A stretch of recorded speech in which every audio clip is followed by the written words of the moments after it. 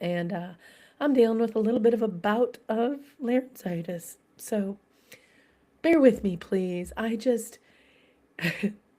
been trying to do these monthly tarot readings, and I didn't want to miss another month. So we're going to do this to the best of our abilities. Again, I'm using the Thoth deck. I can't remember what I've used otherwise, but I've been under the weather, so doesn't really matter if I remember. I don't think so. Um, we are, as I'm recording this, it's the 2nd of March. And so hopefully maybe next month I'll remember to do it before the end of the month. But alas, sometimes it's nice to look back at things too and see how they reflected or represented your time. As a reminder, we'll be pulling 5 cards. Just double check. I'm pretty positive it's, yeah, 5 card. 1, 2, 3, 4. Actually, we'll be pulling 6 cards. I'll pick one for the overarching month and then one for each of the weeks. And let's just see. I'm just going to tap in. Energetically speaking, I think there is this really interesting energy that I'm feeling that's happening right this month. We've got the blood moon tomorrow, that full moon tomorrow in Virgo. But we're in this Piscean energy as well. And without even pulling a card, we'll see what shows up. I feel like there's this excitement that spring is on its way, but also this tiredness, this like I feel like I'm kind of tapped. And I think about this as it relates to the transition where we went from the year of the snake into the year of the fire horse, and that fire horse being a very action driven type of time. And so you might have jumped off, right? You might have just like went and sped full speed for the last, maybe 2 weeks. Maybe not literally, but figuratively, feeling the energetic shift and change. I'm also get the feeling that there might be some folks that are feeling pretty raw. We come out of that year of the snake, a lot of shedding, a lot of transformation, a lot of intense, deep transformation, letting a lot of things go. And so you might be feeling raw. You might even be feeling bare. I think about like if you've ever kind of like fallen and scraped your knee where you haven't really like drawn blood, but the skin itself feels really tender. Even the breeze across it can kind of hurt, or like even on a sunburn. So let's start off and just see. The entire month. Wow. It's the Two of Wands, and in this deck they also put whatever the signs are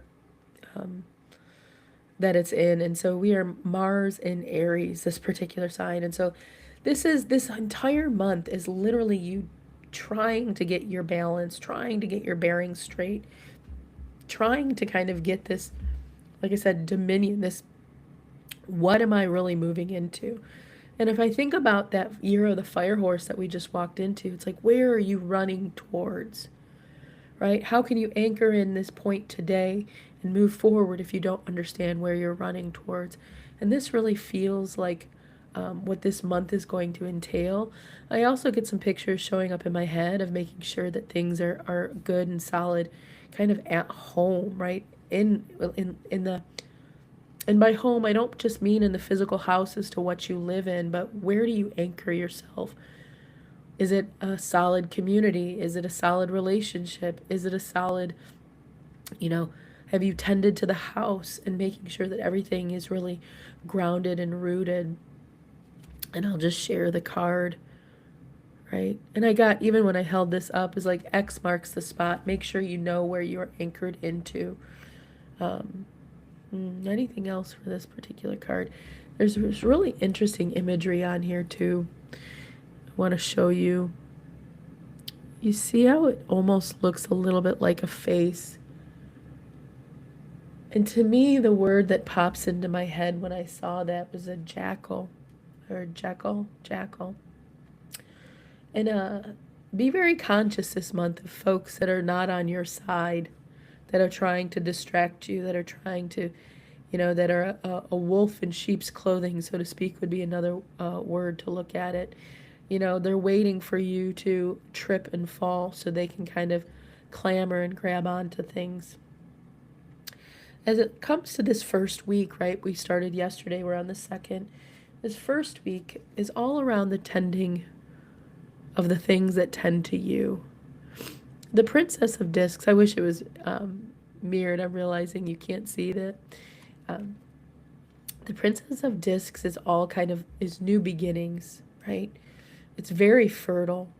And I think about this from a garden's perspective. You know, some of you might be in areas where you can start to tend to that land outdoors, and it's making sure that all of the grounds, checking on your soil, does it need nutrients before you start to plant? And think about this in your life too. Is there anything that you need to do to tend to yourself right now so that you can move forward, right? As you've anchored in, what are you neglecting, or what have you been neglecting that you need to be caring for and taking care of? Um, I also want to call out the little yin yang in there. That's balance. So, where has there been a misbalance? Where have you not been tending to? Did you leave one garden overridden and overrun that you need to go clean up? This week, you're going to be called to do that. And even for myself, I'm thinking, like, what is that? What might that be for me? And really, like, the fact that I came down with this cold is a reminder. I need to make sure that I'm always reserving some time and space for myself, some downtime, which I did this weekend, and I'm very grateful for that. This second week, I'll be starting on the 8th. Oof. We have the 9 of Swords. As you can see, this is cruelty. Interestingly enough, we're in Mars again with this one. Mars and Pisces. Interesting. This is where we tend to, I'm thinking in my head, give ourselves a hard time, expect ourselves to be further along than what we should be, right? Not being grounded and in the present, and trusting that the universe has perfectly aligned everything, even maybe the shit that you're going through. It's really getting caught up in these mental patterns, and feeling sometimes that our self-flagellation is useful. This is a weird statement for me to say. There is never any use in self-flagellation. I mean, I suppose if you want to talk about it from a BDSM perspective, but in just the grand scheme of things around people, humanity, life, right? Beating ourselves up does not have a purpose. Excuse me, my dear friends. It does not serve us at all, right? It doesn't. Oh, interesting. I'm realizing there's a little like, so it shows 1, so I don't know if someone's watching somewhere. By the way, if you are watching this and you're leaving comments, I'll get them afterwards, so thank you very much. What else do we need to be aware of for that week? You know, what I'm being seen is when we get into this point of self-reflection, it has this pivot. We can go to that point of self-flagellation, which can be this cruelty, this self-torture. But that self-reflection, instead of moving down the cruel path, we can say and make a choice of, I'm not going to do that. I'm not going to allow myself to beat myself up or treat myself cruelly. I'm also being told to be conscious and aware of how we project this onto others as well. Meaning next week needs to be a week of a lot of grace, a lot of forgiveness, both of self and of others. We're in a world that's cruel enough as it is. We don't need to be cruel to each other.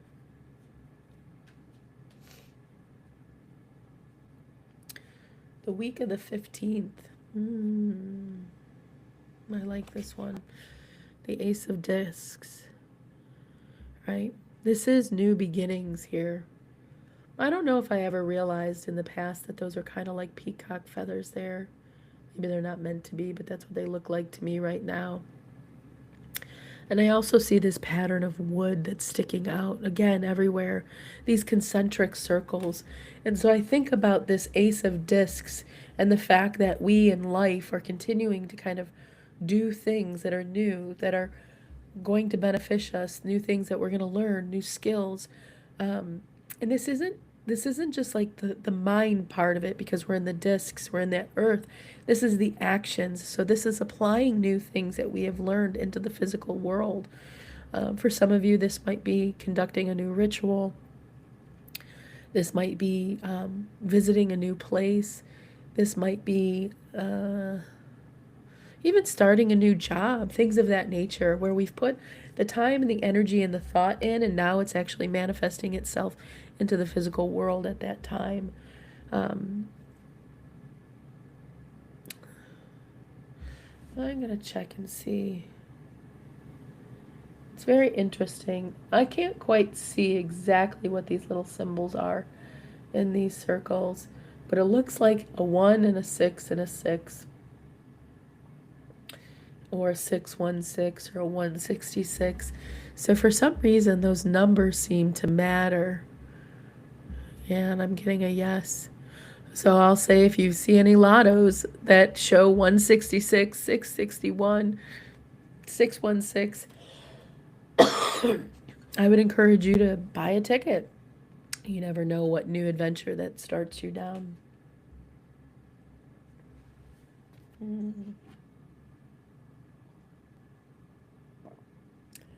The week of the 22nd. The Prince of Cups. You know, I'm watching him in this. Look into that cup, right? He looks into that cup. He's not paying attention to where he's going forward. He's trusting wholly in how and where the universe is taking him, where this eagle or this bird is taking him. He has his hands on the rein, so he is connected, and he can feel the pull. He can feel the drift. But he is trusting as he goes. And this is your reminder that week of the 22nd, that it's important to trust your intuition, trust where you're being driven to, trust where you're being guided to, right? I even see the bird up at the top. And so there's this connection here between that bird on his head and the bird that is kind of driving him, and how, to me, it represents that the divine is always interacting within our lives. And if we can trust, if we can connect, to that divine guidance, we'll always be led in the right direction.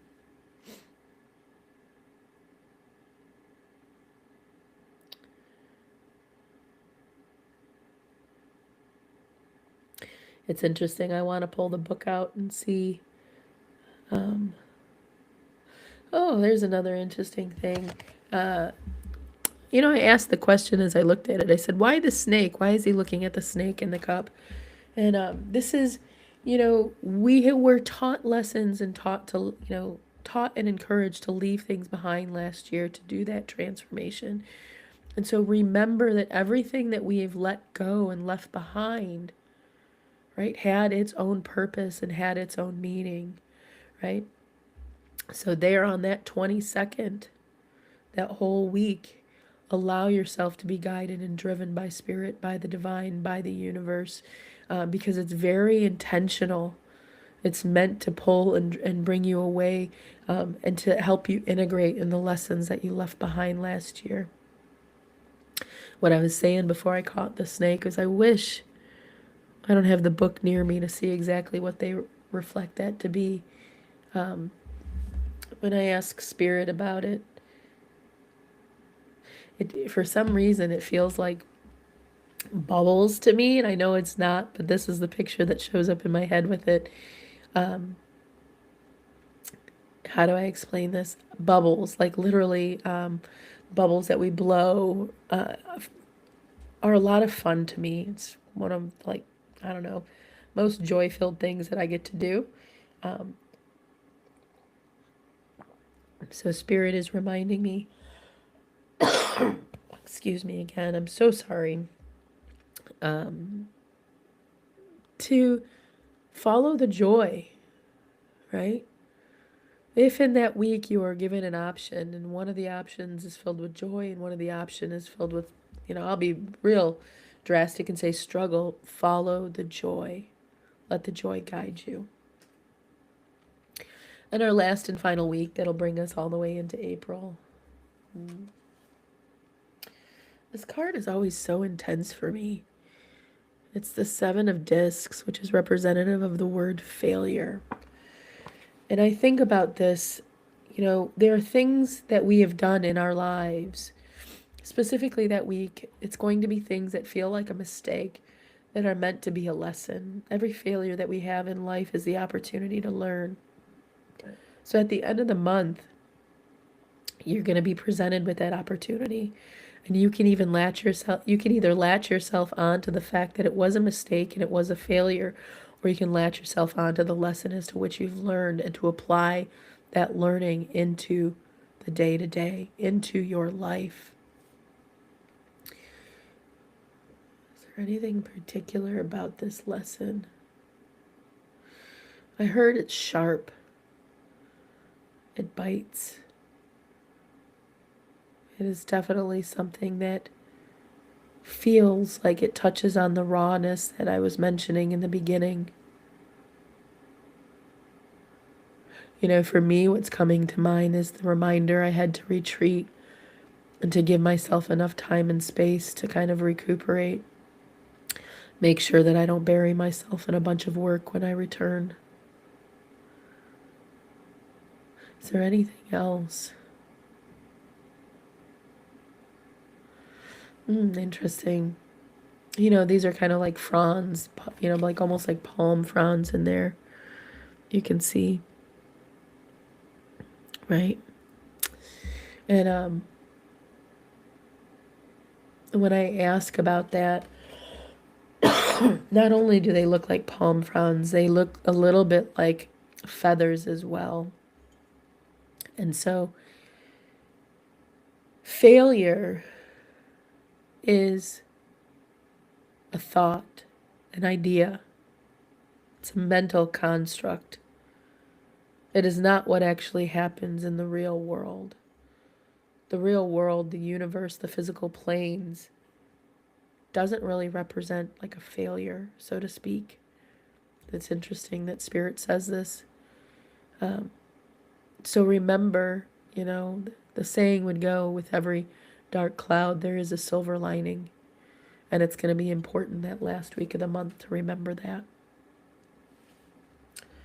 So again, the overarching month, the Two of Wands. This first week, the Princess of Discs. The second, the Nine of Swords.